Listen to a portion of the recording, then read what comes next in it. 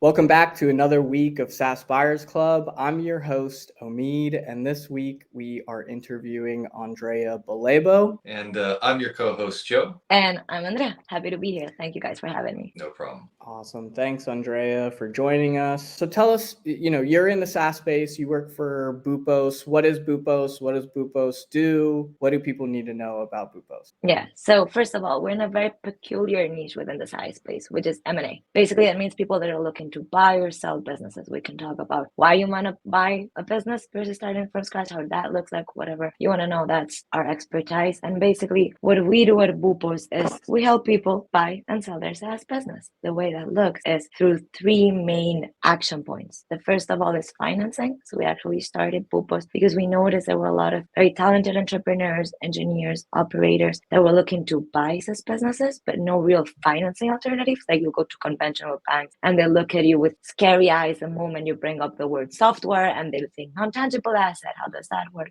So we noticed there was that gap in the market. That was the very origin of Boopos financing these acquisitions. That took us fast forward to where we're at, in which we've gone beyond just offering financing. We also have a platform that's kind of a marketplace where we have quality deals that have been sourced from brokers. So we partner with almost all brokers out there. Acquire might be one where the community is very familiar with, and also some proprietary deals, off-market deals from some of our buyers that are looking to flip their business. And then, of course, there's that third action point or branch in which after 2 years of financing acquisitions, a lot of underwriting, having deployed 60 million across 170 transactions, we also have a lot of market intel, which is not only very interesting for podcasts like this one, but also for our buyers or sellers that are looking to have a little bit of due diligence or more of a partner in analysis. We can also always provide insights report and that market intel that tends to lack when you look at the lower segment of SaaS acquisitions. Very cool. So how long has Boopos been around? And I mean, it sounds like, you started as a financier and then you have branched out in all of these areas. So has Boopos been around? It feels like we've been around forever, but actually we've only been around for the last 2.5 years. I personally joined Boopos at the very beginning. I was employee number 6, if I'm not mistaken.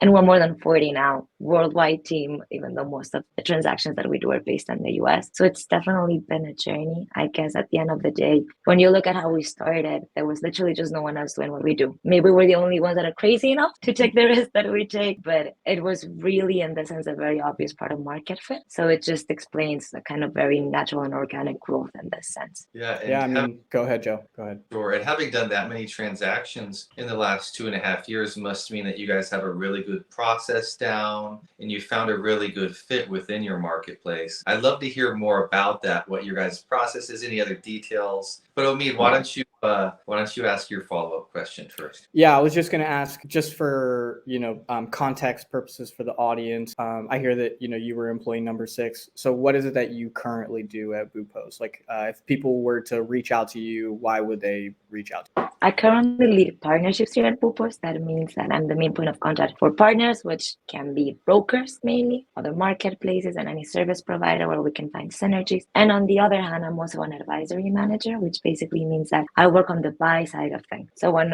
I first started at Boopos, I worked closely with the buyers to help them enroll on the platform, get qualified. So there's a lot of process that we can talk about, Joe. And then eventually, of course, find a good deal and get the financing in place and help them structuring the acquisitions and so on. That's the side of the job that I particularly enjoy a lot, and I think it's a lot of fun. So I've kept doing that, working closely with our buy side of the business, and then we have a whole other team that will take care of the sell side of the business. Very talented too. So if there's anyone that's looking to sell their business, they can also come to me and I'll make sure to refer them to the right point of contact within Boopos. Great.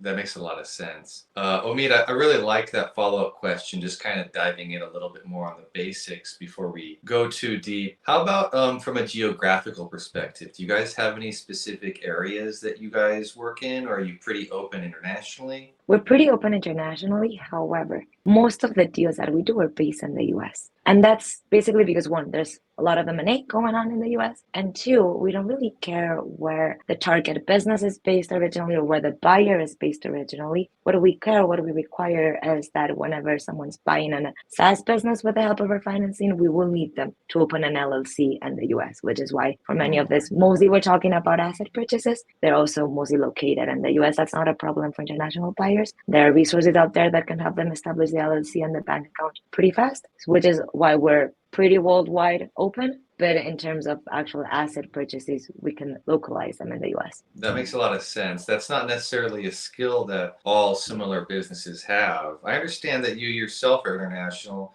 Is the majority of your team international, or are most of them just straight up Americans? What's the cut?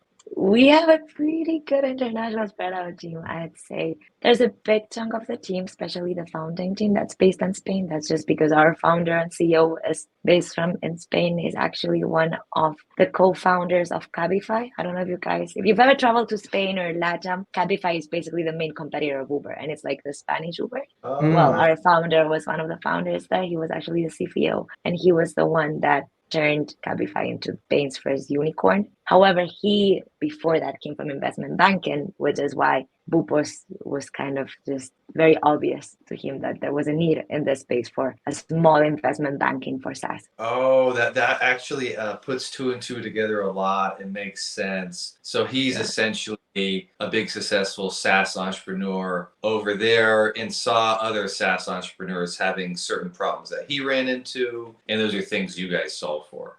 Yeah. So the whole story is, in fact, he's more of a banker and an M&A guy.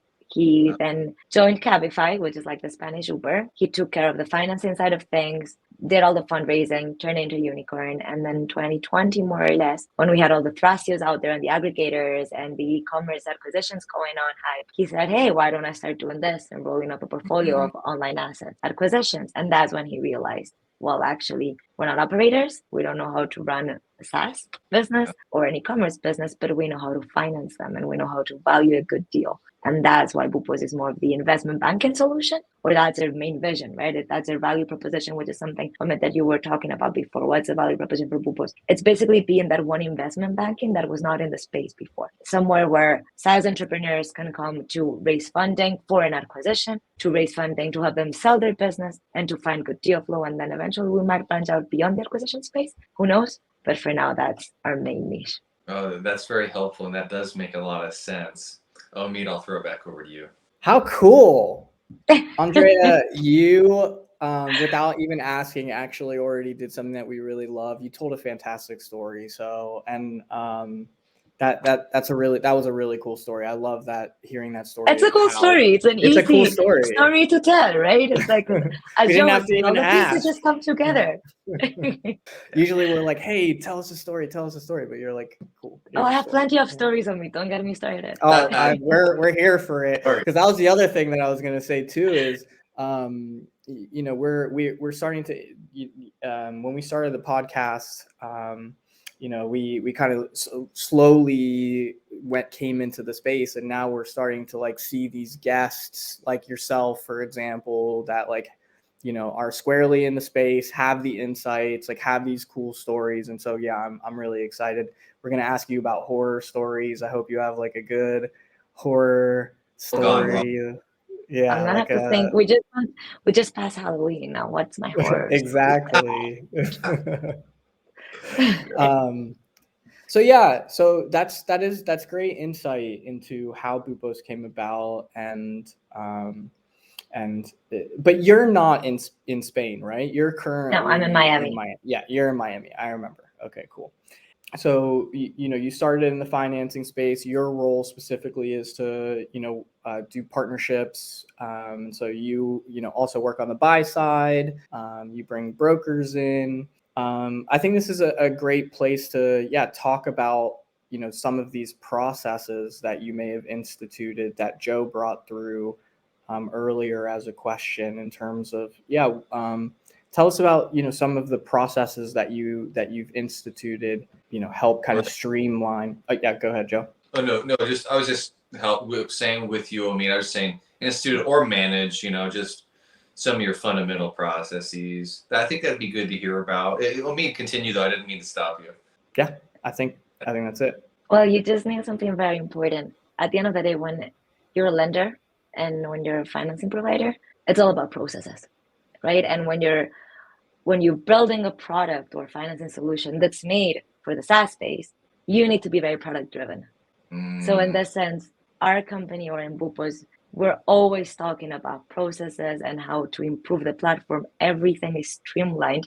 That's another word there that you use that we use very often to our own platform. So forget what you guys know about banks. We play a completely different game. Now, you go to the bank, you apply for a loan, it's going to take you forever. At least 3 months, 90 days, they're going to ask for tax returns, they're going to ask for paperwork, there's going to be a lot of back and forth. That's not the game that we play. So in our case, there are two main processes that are very important. The first one is qualifying the buyer, so the person that's asking for a loan to buy a SaaS business. The second one is qualifying the business per se. Everything, or it is all done through the platform that we've built in-house. So we ourselves are also a SaaS business in this sense. The idea is that anyone can just come to the app, the platform, and just get both processes completed in a very self-served and streamlined, favorite word, way, and that we are able to provide with feedback within an average of from 24 to 72 hours. So very different, much more fast-paced, because at the end of the day, we're talking about an environment in which I don't know if you guys have ever been on acquire.com, which is kind of the most well-known marketplace for buying and selling SaaS business, especially smaller or micro SaaS acquisitions. When a good deal comes out there, it's sometimes a matter of weeks or even less than that before it gets sold. You can't wait 2 weeks, not to say 3 months, just to know if you're approved as a buyer or as a business. So implementing these two qualification processes has always been something key in the platform. When it comes to the first step, from the buy side perspective, and it's almost identical from the sell side perspective, let's just stick, since we're talking about SaaS Buyers Club, let's just stick to the buy side perspective. As a buyer, you'll just go into our site, you'll create an account, you can choose the social login, easy as that, and we will just ask for the 3 very basic background check items that we need. The first one will be a proof of funds. We need to see there's some liquidity so that you can put down some skin in the game with us. Because yes, we're crazy enough to finance non-tangible assets, but not that crazy to do it without a commitment from the buyer. So whenever someone says, no, I don't want to put any cash down, that's a myth. You always need to put some cash down, even if it's minimal. We can have you get creative with the deal structure, but it will always need some involvement there, some liquidity. So proof of funds will be the first thing. The second thing will be a soft credit pool. If you're based in the US, we need to know if you're good at paying your debts. Pretty standard. If you're not in the US, there's a non-US option, and we'll go back to that whenever we're closing a deal. We just want to make sure that qualification runs smoothly, so not a bottleneck.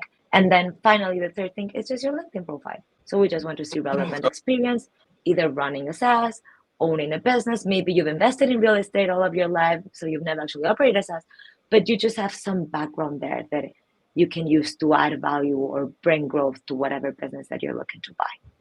That's the first process. You submit that information, 24 hours, you hear back from the team. And the moment you hear back from the team, you start getting this email from your advisors, which if you're lucky enough, it's going to be me. Or if you're lucky enough, it's also going to be my amazing colleague, Melvin. And the advisor will reach out to you so that you can schedule a call if you feel comfortable talking over a call, or you just can go Q&A over email, whatever works best.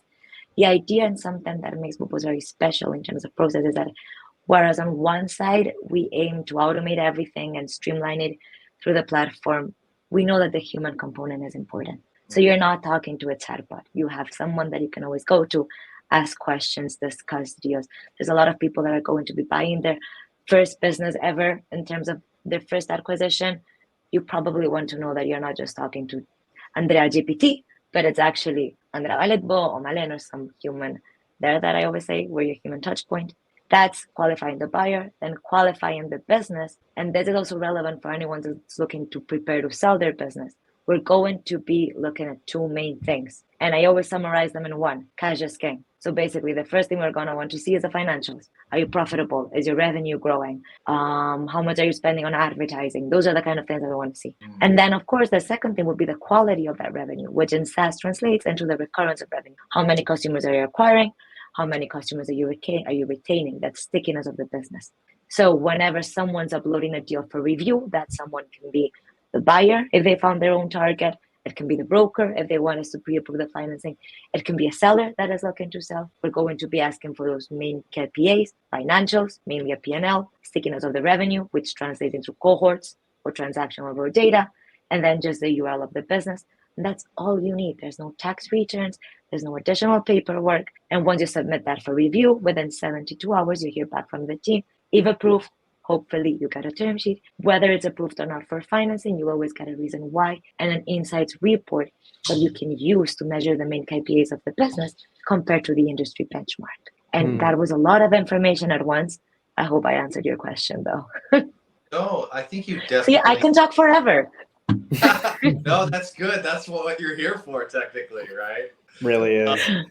So no, that's exactly what I wanted to hear. It's very helpful. In fact, I'm thinking about it, and I have some follow-up questions that populated in my head. But right now, I just kind of want to stew on everything you said. There's two processes, for qualifying the buyer in the business. That makes sense. I really like how you guys have really simplified the qualification of the buyer process and made it quicker.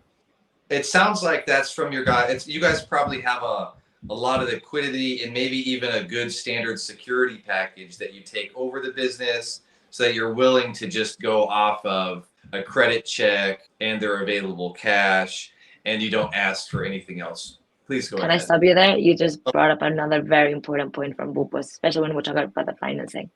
Please go We ahead. do not take personal guarantees. Oh, That's wow. huge for a lot of buyers, especially for those buyers that come to us and they say, we're looking to roll up more than one acquisition. If you go to SBA, beyond the problem of whether the SaaS business will qualify or not, that's the issue that traditional lenders will request a personal guarantee. And there's only so much you can guarantee. If you own one house, that's going to be one, right? And you always want to have a second chance if things don't go out well. We do not take personal guarantees. There are some tiny exceptions when the operation might have been very risky that the buyer has offered. Hey, if I put on some extra personal collateral, will you feel more comfortable with the transaction? So it can always be a conversation that we're open to have. But a rule of thumb is no personal guarantees. Instead of that, yes, Joe, we do take the assets that we're acquiring as collateral, which also means two things. If you already own a SaaS business on the side, which many of the people that come to us do, that SaaS business is on the side. If the one that you're acquiring doesn't work out, you can then choose to leverage the one that you already own and restructure. That's a possibility. We'll offer you that flexibility, but it's independent unless we agree otherwise because of the higher risk, etc. No personal guarantees is something huge in Boopos. Yeah, no, that's a really great experience and value offering for those potential buyers. That's definitely not something that you see in similar size transactions, for example, with the SBA. Most lenders, they want to get, and I'm not trying to make fun of lenders. It's standard practice that they want to get everything they can get, and that definitely typically includes a personal guarantee. So that's really cool. Thanks for calling that out. I think that's a huge part of your guys' value offering. Yeah, you called it actually. For me, it's so present in my mind that I almost forgot to bring it up. Sure. No, for sure. And that's really what we're here for. Is I wanna dive deep on this and talk more about M&A and get to those stories we mentioned earlier. Now, just on the processes though, I was just kind of stewing on them. That's really cool. Kind of more detail about the first one. About the second one, I thought it was very keen, very insightful to hear about how you guys are very focused in what you look at for qualifying a business for sale. It sounds like from the way you kind of just said, hey, we do this, that there's a lot of experience. There's definitely a team of brains behind that has a lot of responsibility and a lot of knowledge that they have to deliver on related to that process. And Omid, this is something you always ask about too. You're like, okay, how about the churn rate? What's important? So Omid, why don't I actually throw it over to you and Andrea to talk about that in the sense of, what's important there for you guys? What other information can you provide? And Omid, you always ask a lot of questions about this kind of stuff. Yeah, but Andrea wants to be the question master now. She wants to take that title from me. That's what she told me when we first talked. So. True, I almost forgot that. Well, so actually, Mead, what do you guys look for? What do you actually look at when you're assessing a SaaS business? What is important for you? And then we can contrast it with what's important for us. Yeah, I mean, for us,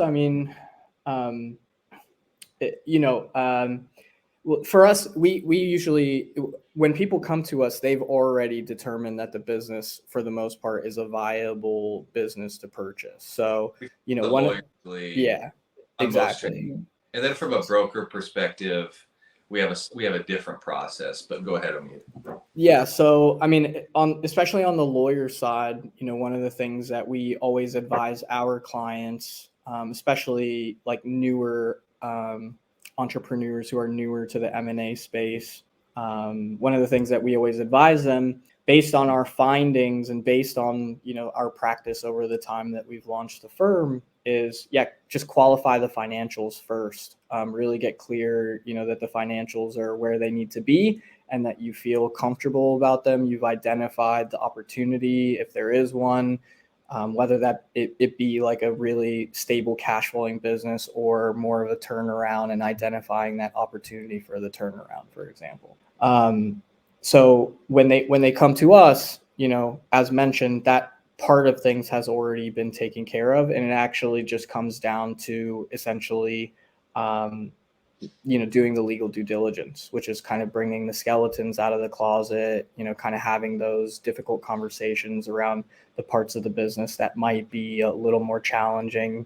You know, for example, one of the matters that we worked on, you know, there was a licensing agreement between two parties that they had from like a big corporate player, and there were some big question marks around that licensing agreement to be able to use like some IP, for example. So these are some of the sorts of things that come up for us, or, you know, like we talked about, Joe yesterday. Joe and I were jamming yesterday on employment agreements. So talking about, for example, like what is the state of the like key employees in the business, for example, and making sure that, you know, we set things up appropriately there from the due diligence stage early on, you know, for the transition into the business. So, you know, the question of like, what do we look for is less on the business side, and it's going to be, you know, more on, you know, how the business is operated from the inside, and, you know, these kind of like more legal questions. But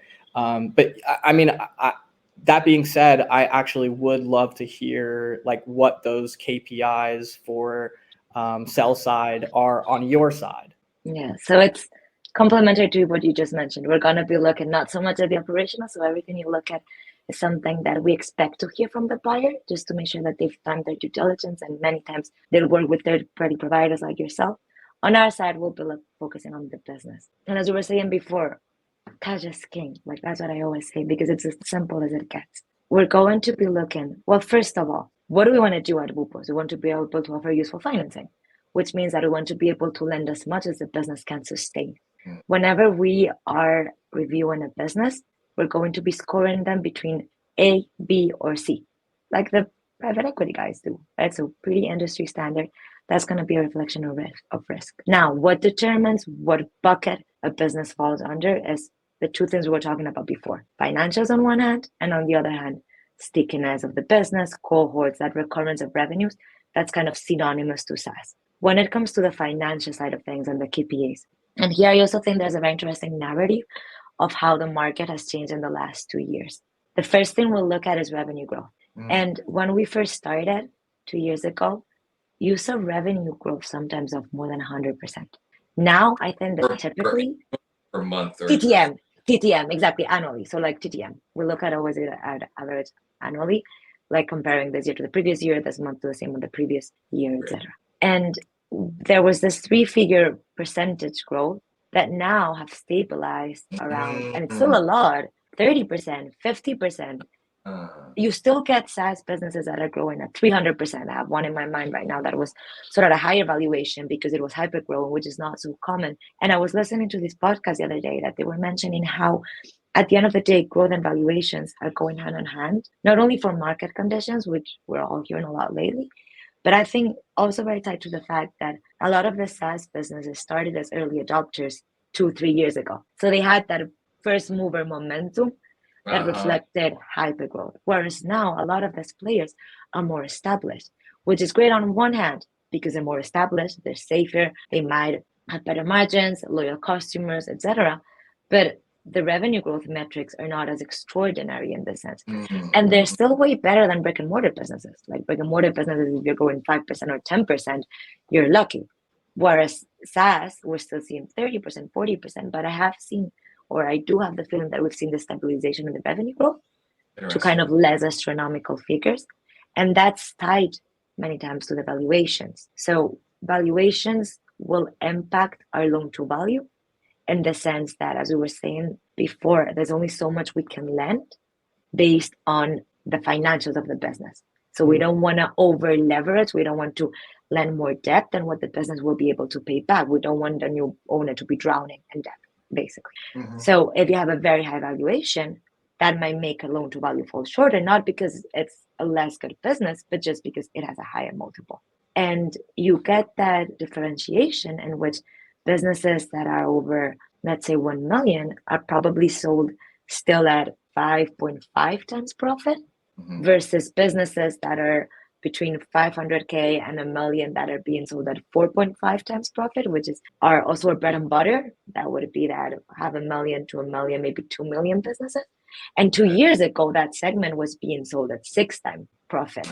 So there's definitely been here, I would say, an alignment between an extreme seller's market transitioning to more of a buyer's market. And I think we're finding that middle ground. And then for the smaller SaaS, something that I'm seeing very interestingly is that we're getting valuations under 4 times profit, like 3.7 times profit. And they're great businesses that score an A or a high B.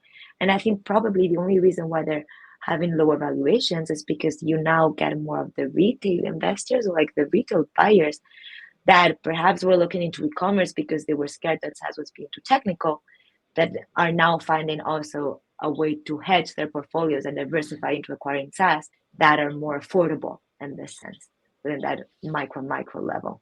So to answer your question, KPIs, revenue growth, very tied, I believe, in valuations, or like to the valuations. Both of them will impact our loan to value. Other things that we'll look at for the P&L will be profit margins, of course. And SaaS is a great example also of why businesses with higher profit margins also have higher valuations. But like in SaaS, whenever you see less than 50% margins, you might want to ask, are the platform costs very high? Because 50% tends to be kind of the minimum, and you can still see 90% margins sometimes in these businesses, which might also justify higher valuations. And then we'll also be looking at advertising spend. Typically, we see SaaS businesses don't usually spend more than 5% to 10%. That goes like advertising cost, which is way less than if you look at any retail or e-commerce, etc. So it's not so much about the branding, but the value proposition and the product. The offer. And the offer, exactly, or that product market fit that a lot of founders talk about. And we'll be looking at cost of goods sold and so on, but that would be like the main metrics when it comes to financials. And then when it comes to the quality of revenues, basically we want to see customer acquisition.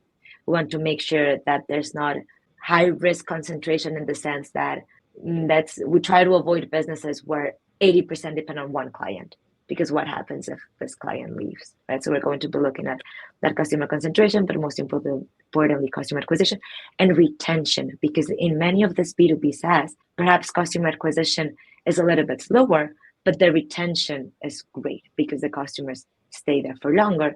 And that sometimes signals more of a promising future, even because you already have an established customer database that you can count on to get your income, and all you have to do is find new ways to bring in new customers. That's super helpful. Thank you for diving into that. I have a follow-up question, which is that when we're talking about generally you're saying, hey, the growth isn't necessarily for the majority of businesses what it was back in 2020. Could you give us a little more detail on some other key drivers that you think may be a cause of that?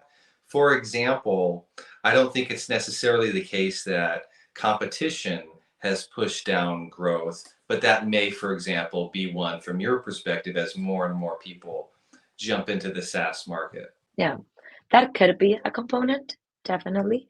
I don't think we've had the exposure in the past to be able to measure that, in the sense that we haven't been here for 10 years, so I can't compare competition to what it was before.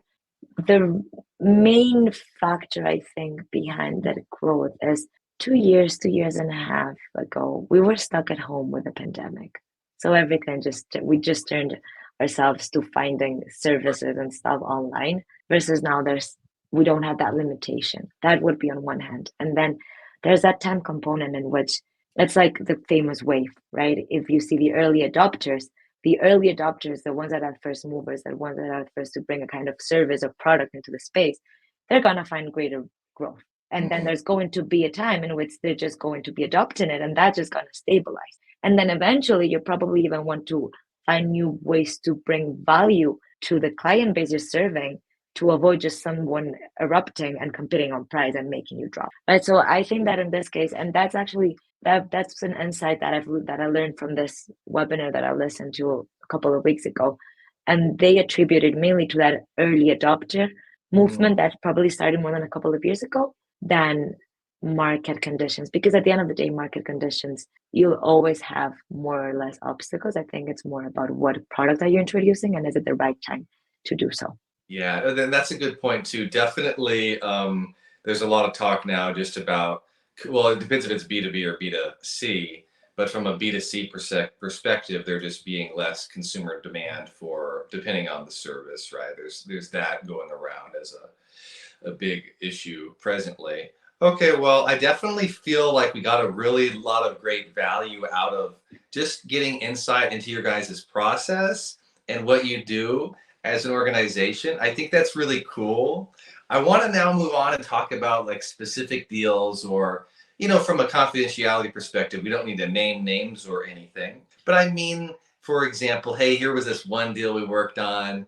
We learned this from it, or it's exemplary for this important point that's very important for buyers to think about if they're buying a SaaS business. Those type of stories. Those are my favorite. Those are the cool stories, Amit. I've got them for you. Cool. Hey, I'm going to throw the mic right at you then. You go ahead. Yeah. There's one particular deal that we just closed last week that has me personally very excited because I think it's a great example of how branching beyond just the financing has allowed us to create a very complete 360 cycle for anyone buying or selling a business. And let me break that down for you, taking it one step backwards. When we first started Boopos, as we were saying before, we were basically financing acquisitions. So our first clients or our first partners, we like to view them more as partners because we always get very involved. Our success will depend on their success.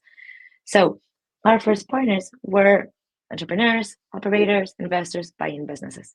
And I'm not the biggest fan of naming, but I'm sure you wouldn't mind. You might even know him. He's recognized in the industry. Colin Keeley is one of our buyers. He has a portfolio of businesses. He talks about a lot on social media, acquisitions, growing and operating SaaS businesses. And he's bought 2 or 3 businesses with the help of our financing. Okay. Around 2 months ago, he decided he wanted to list and just sell one of the businesses within his portfolio. It wasn't a business that he had bought with their financing, not yet. We have buyers that are in stage starting to flip businesses that they bought with us a couple of years ago. It wasn't this case, but it was one of our buyers flipping one of his portfolio companies. And the first thing that came to his mind was, one, I listed on Acquire. That was right before we started to list our own off-market deal. So I think the next time Colin will list it with us. I hope so, if we do a good job, which we're starting to do. But anyway, he listed it on Acquire. And then second thing that came to his mind is, I'll get financing in place. Because at the end of the day, you have the financing. As a seller, of course, it's easier for you to sell it because you go to your potential buyers or prospects and you say, hey, I'm selling my business and there's already financing in place. So you don't have to worry about coming up with the whole capital stack. So we approved the business for sale. And then something also that differentiates Boopos a lot is what we're talking about, that human component, those advisors. If you're working on the sell side of things, you literally have white glove attention and assistance of the moment you onboard on the platform. The first person you talk to is an advisor that will be guiding you through the platform until the moment you sell your business. Yeah. Same from the buyer side. And then this also means that we proactively get to know the investment thesis of our buyers to be able to match them with either the off-market deal flow that we have or the deals that we have financing pre-approved from a broker. So I personally was working with another great buyer that I'd rather not name because I'm not sure if he's as public and okay with advertising as Colin might be. And he was looking to buy a business. Colin's business was exactly what he was looking for. They closed the transaction with their financing and intermediation 2 weeks ago. And I think the funds arrived last week, if not the end of the last week. This is a great example of what we're aiming to do with Boopos, which at the end of the day is, as a buyer, as a seller, as a SaaS founder, or as a SaaS entrepreneur, businessman, woman, whatever you want to call it, you can buy a business. There are multiple reasons why you want to buy a business. Maybe you want to grow a portfolio. Maybe you already own a business and you're looking to grow through a strategic buyout. Maybe you just want to hedge because you've been owning laundromats and real estate, whatever reason, you buy a business. Then eventually you might want to flip it. And then you can also work with Boopos to help you sell a business because A, you can get financing in place. B, you get exposure to a pool of qualified buyers. C, you get kind of an advisor / broker that will be partnering with you to help you sell that business. So then you sell that business, one of our buyers buys it. This new buyer, now business owner, can start the whole cycle. And you as buyer, now seller, have just really like liquidated the investment that you did in the past. And now you have more capital in hand to maybe buy two businesses instead of just one, right? So it's a very complete and clean cycle that we strive for. I see. No, that makes complete sense. I'll give Omid a chance to respond, though. I won't have to. I actually have a random question. Why is it called? I love those too. Why is it called? Oh, that's my favorite question, and probably the nightmare of a marketing team. Boopos means nothing. It really means nothing. So it's anecdotally, our CEO has 2 little kids, and his daughter, I think when she was 5 years old, just one day bursted Boopos, just like randomly. He found it funny and used that as the name of the company. So we've spent a lot of sessions with marketing trying to justify that. But the real story, it's just kudos to our founder's daughter. Sure. Hey, yeah, you can attribute meaning, right, to anything with marketing. I don't think it's a bad name at all. It's very sticky from what we've heard. Oh, okay. It is.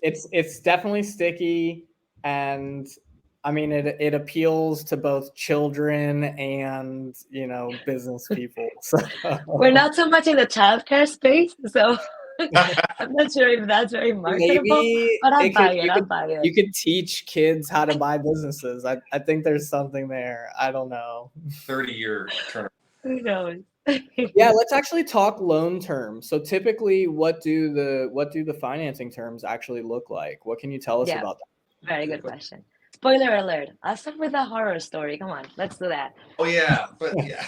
We're more expensive than a bank. That's the first thing you need to know. At the end of the day, I mean, it's easier, so it makes sense, So. It's not just easier, it's risky. We're not taking personal guarantees. So if anything goes wrong, yes, we can take over the business. But if anything goes wrong by the time we're interfering and we're not even able to restructure, that probably means it's a distressed asset. So in this sense, we are bearing the downfall. So as a trade-off, besides the streamlined process, the fast funding, etc., I think it's also the fact that there's no personal guarantees, which means higher risk for us.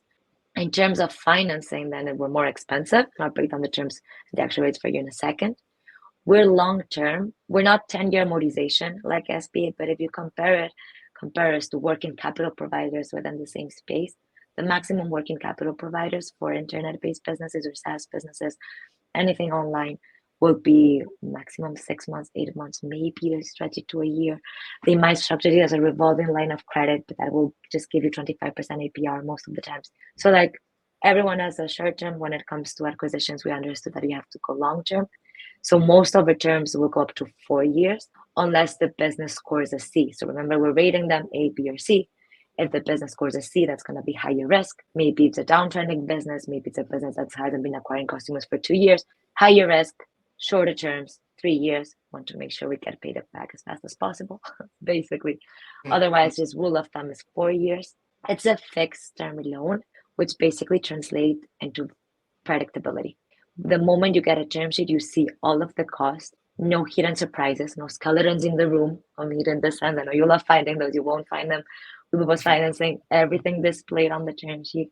And even the amortization schedule, it's just broken down. So the moment you get a term sheet, you know exactly what you're going to be paying 3 months after you buy the business, right? 3 years after that.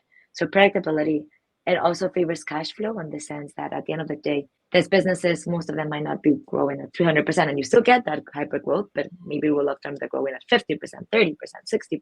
But they're still growing, and you're buying a business because you think you can grow it. So the idea also on the fixed term loan is that any extra cash flow is just going to be for you to reinvest in the business, because whatever it is that you own, to Boopos, it's going to be fixed. We always include a grace period of interest-only payments, which basically means that during the first months of the acquisition, you're only paying interest. You haven't started to amortize the principal, so that you have more cash flow when you need it the most, which is when you're taking over the business. The extension of that grace period will depend again on the rating of the business. So if it's a C business, it's going to be the very minimum, 1 month. So you take over the business, you just pay interest 1 month, and then you start to amortize the principal. If it's a B business, it's going to be 3 months, and then you start to amortize the principal. If it's an A business, you almost have a year, 6 months of only interest payments. Okay. And after that, you start to amortize the principal. The actual cost, that's a horror story. That's the not so nice part. It is more expensive, as we've been saying. Sure. It's going to be, or you can expect as much as 25% if it's a C business, which is still aligned with the APR that you see from asset-based lenders or working capital providers. So it's not that too much of a Halloween story if you keep in mind the space that we're at, but it is expensive, of course. 23% if it's a B business, 21% if it's an A business. And then premium buyers, meaning buyers that have good credit score, relevant experience, and that can put enough skin in the game, can get a discount. In other words, talk to your advisor. Okay. That makes a lot of sense. I mean, Omid, one comment I would make back initially is that, SaaS businesses, because as you mentioned earlier, they're much more often to have a high profitability. So that means there's more cash flow to pay down a shorter term loan than a business that's running at a 10-20% profit margin. Definitely. So and then, Joe, bear in mind something important that we mentioned before, but I cannot stress this enough. We do the math. We want to make sure that we're not lending more than what the business will be able to repay. And we'll never take growth into account. In fact, many times we're more conservative than that. And we'll even say, what's the worst case scenario that this business decreases or falls 10%, 20% in revenue growth? And we'll set the forecast within that worst case scenario so that if you as a buyer just buy the business and continue to run it as is, not to mention grow it, but just run it as is, you should be able to meet your payments without having to sweat your way through it. Yeah, no. Just don't expect to become a millionaire, of course, unless you grow it to a millionaire business. Sure, and it's not like it's 25% over 10 years, which is a completely different story than 25%. And it's accrued monthly, so you have to divide that between 12. Sorry, say again. I accidentally was. That 25%, 23%, 21%. It's accrued monthly, so that's an annual rate, right? It's not that every month you're going to be paying that on top of the principal. Oh, okay. That makes sense. No, I hear you there on your guys's terms for the debt. That makes sense. I mean, I understand that is a little bit above sort of some other market lenders in different spaces, but to each his own, right? And it's different spaces, right? Yeah. So if you want to buy a SaaS business, if you do find someone that's offering acquisition financing, please do let me know. We haven't found any other competitors in this space. As we were saying before, non-tangible assets don't tend to be the best friend of an SBA or conventional lender. 100% SBA does not like that at all. Though Ray did say that they would fund some of those SaaS deals, especially if there's like a real estate component or something like that. Mm-hmm. And here's something I did want to mention and that we get asked a lot, and that ties in with that other interview, right, that you were mentioning, is that many times, or not many times, but a strategy that we've heard some of our buyers pursue successfully is they will use their financing as fast access to funding to make sure that they can secure the deal and that it doesn't go to some other buyer, right? Because it's a very competitive market. Again, we're talking about good deals. We're not talking about just distressed assets or codes that have been there just for 6 months. These are solid deals that are being sold. You probably, the moment you find one that you get along with the seller and that you can make an offer, you want to buy that. So they'll use their financing as fast access to capital. And then probably the average timeline tends to be 2 years after having owned that business. When they have 2 years of tax returns, they'll go to the SBA lender. And they're not in a time pressure this time because they're not competing with 10 other buyers that are making offers. So they'll have the patience to go through the paperwork. And then if hopefully or when they do get qualified for the SBA loan, then they'll use that SBA money to restructure lending or financing. And then you just get the best of both worlds. Oh, that's a great dropping codes. See, it's a hacker. That's a really great thing. We've seen a lot of many different deals, creative structures, etc. So that's always something that we can help. All right, give us brainstorm. some more hacks. What other hacks you got? Oh, or stories. I want the horror story. I want the The horror horror story. story. Horror story. A horror story. What's a horror story? Honestly, most of the horror stories I can think of tend to be tied to just those skeletons that come up during the due diligence that just make a very promising deal have to fall through last minute. And you were asking Joe at the very beginning about the international scope of Boopos. We have had sometimes some struggle between especially UK buyers that for some reason it seems that it's sometimes not as easy as it seems to set up the LLC in the US. And I don't know if it's tax wise or whatever, but many times, or the combination between UK predominantly working on share purchases versus US predominantly working on asset purchases or taxes. But there's sometimes a conflict in which you can have a good deal that's ready to close, and then they just don't get their EIN in time, or there is a last minute bottleneck with the establishment of the setting up the LLC in the US and might delay the timing, and then they're already done their exclusivity period during the LOI. So most of the horror stories are tied, I think, to this timing component and maybe last minute skeletons, more legal stuff. So I don't have much exposure to those, to be very honest with you guys. I'm trying to think if Kind of hear about it, but you're not necessarily like right there on the ground floor. exactly. Also, we take a lot of pride in being very transparent upfront. So if there's to avoid those kind of horror stories, so if there's anything that we doubt on a deal or that we think can cause problems, we always try to align expectations. A small horror story for you, or not even small, but something that sometimes also has caused problems is we always conduct a revenue check, always. So as a buyer, you know that you have that extra pair of eyes that beyond your due diligence providers or beyond a meet working with you. You also have Boopos that will be connecting to the merchant's accounts and verifying the revenues to make sure that the numbers that we saw in the P&L and that we use to base our forecast and lending terms and scoring of the business are actually what the business is generating. Now imagine the case that suddenly someone says, oh no, but I'm also taking checks from my clients. And they hadn't brought that up till the very end. How do you verify that without having a manual servicing task or job that is not scalable? So to avoid those kind of last minute horror stories, and then we need to adjust our financing because we won't be able to keep track of the revenues of the business during servicing, etc. To avoid that, my recommendation is always, especially if you're in the SaaS industry, if you're not doing this yet, there's great tools out there, Profitwell, ChartMogul, Stripe, that you can use to make sure that you're keeping track of your financials, because eventually many of us will want to sell the business and you want to be able to prove the numbers that you're advertising. That's a really great thing to call out. We often see in smaller businesses that the sellers are first-time sellers and they're not too experienced with ensuring that their financials are totally ready for sale. And that's exactly one of the points you're calling out there, that the records aren't really making the business necessarily the most appetizing target. We often see that a lot of those deals just wreak havoc because the buyer might want it, but then the seller doesn't have even their like maybe the last year or something, the financials aren't prepared. And then now you're in the middle of potentially closing a transaction and you're still doing really basic preparation work, which is always a nightmare. So it sounds like that you guys sort of are also aware of that type of stuff and upfront try to make sure that everything's ready for a deal to close. Correct. Or that the right tools are in place too. Just to make sure that the process runs smoothly. And when we're talking about SaaS, those tools are out there. Yeah, 100%. One thing I call out is from you a moment ago when we were talking about like last minute deal structuring, the LLC and EIN, you had said you had been referring to, at least in part, UK businesses. Is that what you had said? Did I hear correctly? Yeah, so that's a very good point.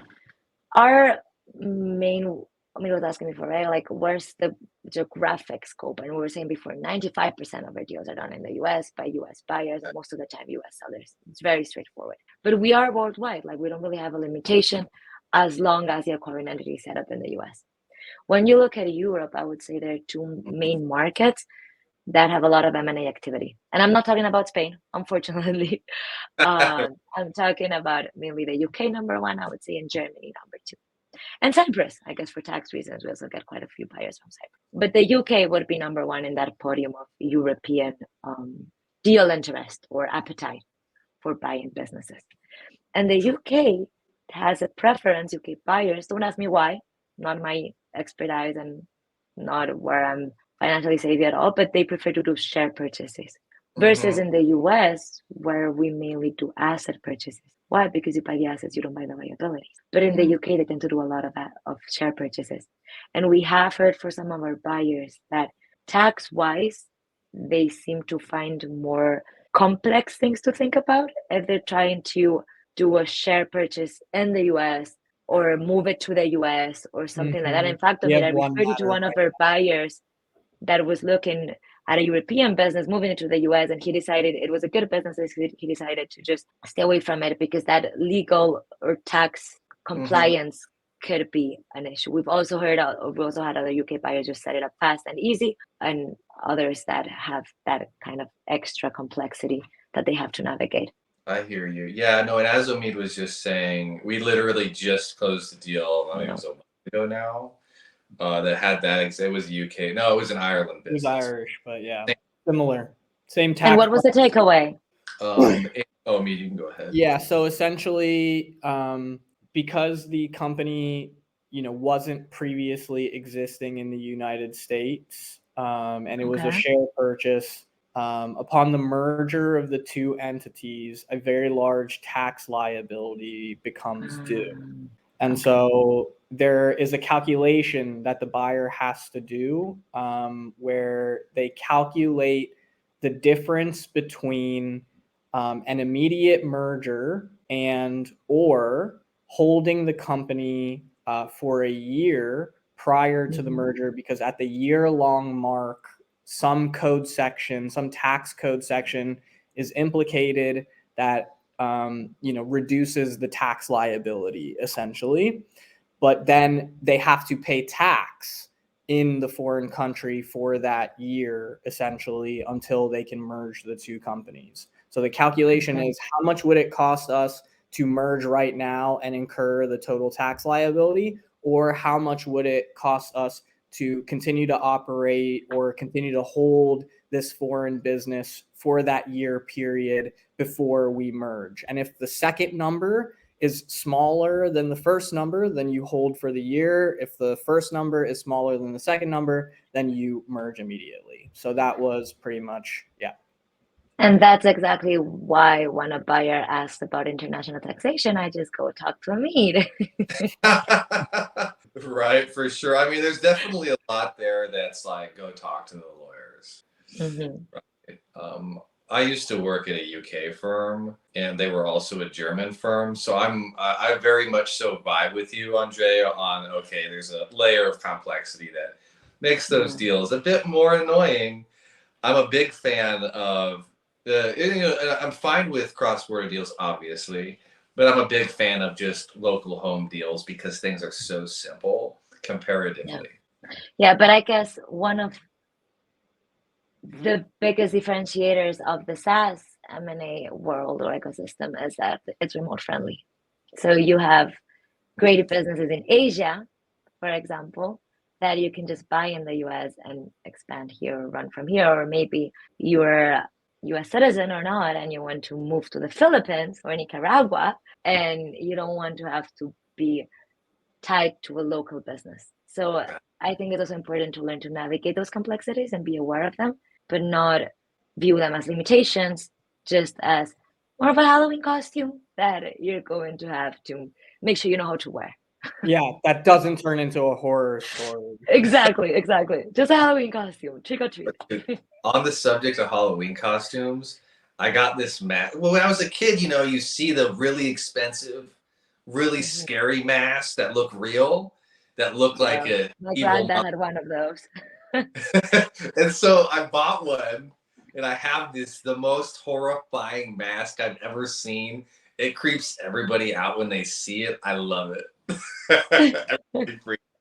Is My there granddads would beat yours, I'm sure.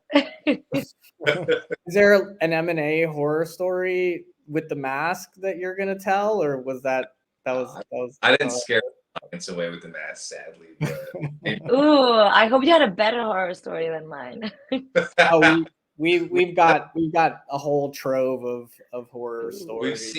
we've seen the demons come out of the deals. That's for sure. You're like legal exorcists or something. Oh, wow. Those are big words. That's a good one. Like we say in Spanish, those are fuertes declaraciones. Fuerte sagrada. Fuertes declaraciones. It's like Wow. heavy statements. Yes. Oh, Strong. Fuertes okay. is like strong, Okay. right? Exactly. Yeah. Like strong words. I mean, sometimes deals be like that, you know? Yeah. Yeah. Well, maybe we should bring a closing team to the next podcast. I'm sure they have plenty of horror stories to share. One of the interesting things about SaaS deals is you like the seller founder are typically engineers on a majority of matters, and that makes them very different than your typical seller of other sub $5 million businesses who might be just an operator. Maybe it was a family business. Maybe they're really just skilled in management, and if it's a construction business, maybe that person worked in construction before. If it's a plumbing business, maybe the owner's a plumber. Yeah. But SaaS businesses are run by people who are very technically minded. And so do you find with that there's usually less BS or less horrifying things that come out in the process because these people are already all about process and ensuring everything's lined up? I think that definitely has an influence. Just to throw in a number, when we first started, we also used to finance e-commerce, and e-commerce is more open in this sense, right? And especially with the Amazon FBA, get rich scheme fast, get rich fast scheme, etc. Default rate in our e-commerce deals was around 5%, and SaaS it's only 1.5%. Oh wow. So I think processes is definitely important. And then another small story or anecdote, or fun fact, a killer combination that we see a lot is that yes, you have the operator and the engineer, more like the tech savvy entrepreneur, and then you also have the marketer or the sales guy that will either partner with the techie or that will come and want to buy one of the SaaS businesses because they realize that the product is already there. It's pretty well established. If they need any extra code, and they can always hire someone to help them out. But that where there's a lot of potential is in actually marketing that product, or maybe expanding it in other markets, or growing it beyond its just main MVP, right? So that combination between marketing and sales, or more the strategy approach, creative approach, and more the techie processing engineering approach tends to be a very good combination. Oh, and that's a really good call. and a niche that is now probably the fastest growing niche. So for anyone that's looking to buy SaaS businesses, e-commerce SaaS.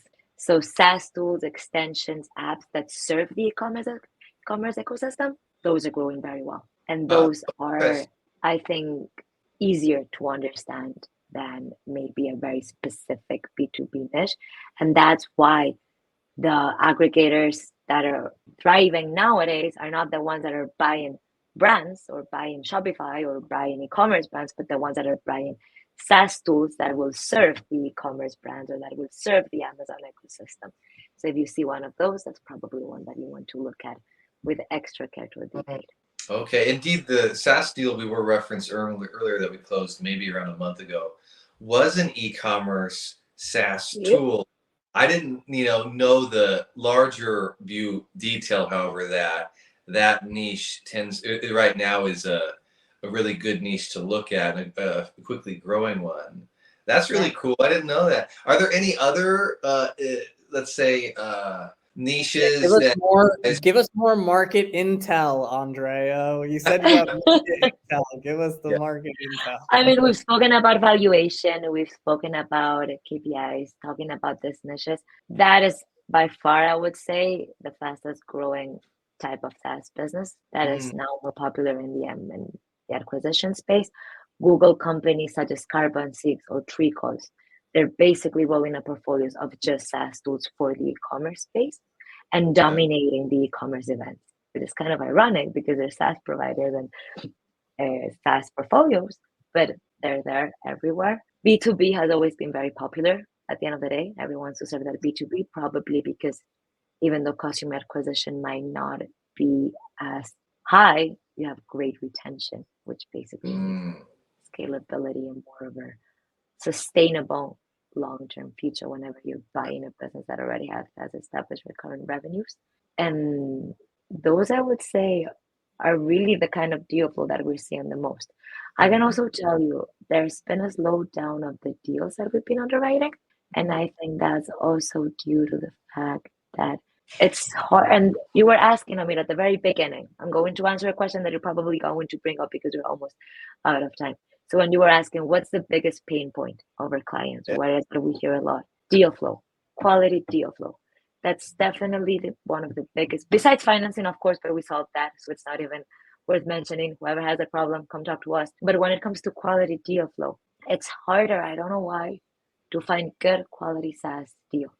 And if you're a seller holding on because you think valuations are not good, don't do that. Good businesses are still being sold at fair valuations. And you can cash out now, buy more businesses, start another one, etc.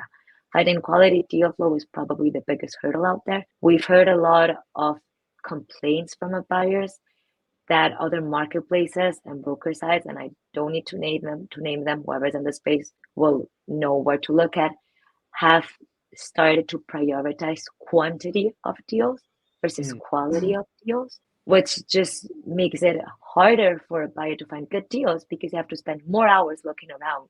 And there's a lot of intoxication in this sense, which is why, in our case, we're more thorough or more exclusive, vetted. More exclusive, yeah. And what we are going to underwrite and what we're going to accept in favor of quantity. So of course, that just kind of narrows that funnel. But we have heard that quality is one of the biggest issues right now, which is why we're trying to position ourselves more in that quality spectrum, even if it comes at the trade-off of having to sacrifice some deal flow. For example, moving away from e-commerce in terms of financing, of course, that impacted the amount of deals that we would underwrite. That makes a lot of sense. That makes sense. I kind of want to follow up. I want to follow up and take 2 minutes. You got 2 minutes, man. Also, Amit, someone stole your Master King of the Questions title today. I think so. I felt that. I was like, wait, what's going on here? Yeah.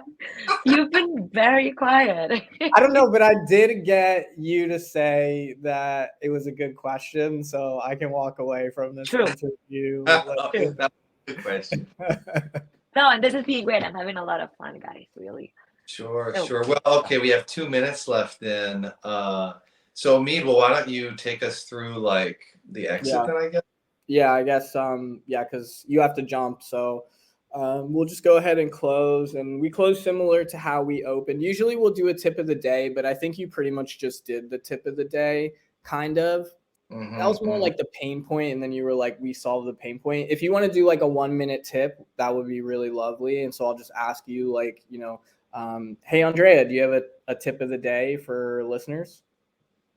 Yeah, and brought it up before, but I always go back to it, so I'll recycle it. Cash is king. And I stole this one from one of my professors at a business school. I never thought he could be as right as he has proved to be. Like, really, cash is king. Wherever you're looking to buy, sell, invest, ask for a loan, we're always going to be looking at cash. So you want to make sure that it's a cash flowing business and that the numbers make sense. It's simple, but a lot of people forget that. Awesome. Well, that's another episode of SaaS Buyers Club.